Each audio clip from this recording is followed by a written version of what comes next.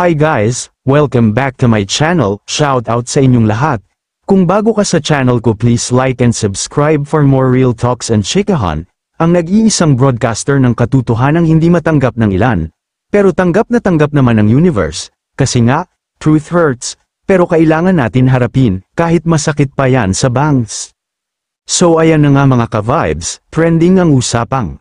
Kung hindi dahil sa love team na Jamdith, hindi sana makilala si James.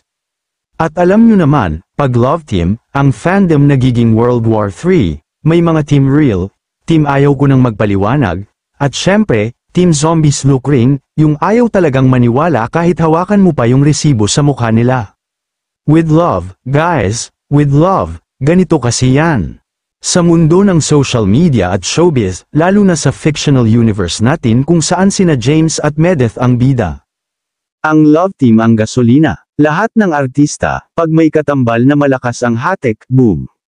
Diyan dumarating ang sponsors, diyan dumadami ang endorsements. Diyan tumataas ang views, diyan nabubuhay ang algorithm.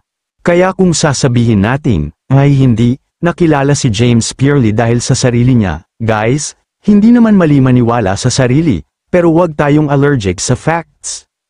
Love team ang nagpasabog sa visibility niya, tapos si Meredith. Siya yung spark plug ng motor, once na nag-click sila, hindi na nag-break ang supporters at sponsors.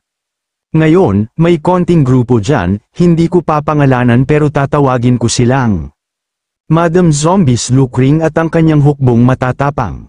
Na ayaw tanggapin ang katotohanan. Bakit? Kasi masakit, mga ka-vibes.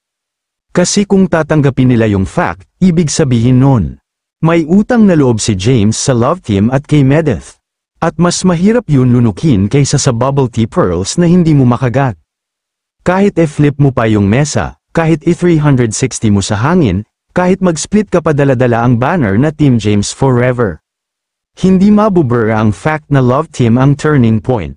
Reality yan sa kahit anong fandom, kahit anong era, kahit fictional o totoong artista, hindi ibig sabihin na walang talent si James. Pero kung usapang recognition, exposure, at sponsors, naku, love team talaga ang magic sauce. So ayun mga ka-vibes, hindi tayo nang aaway, nag-e-explain lang, at kung may magalit pa rin, sabihin nyo na lang, guys, hindi kami ang kalaban mo ay ang katotohanan na ayaw mong tanggapin. Hanggang sa susunod guys, see you again next vlog, bye.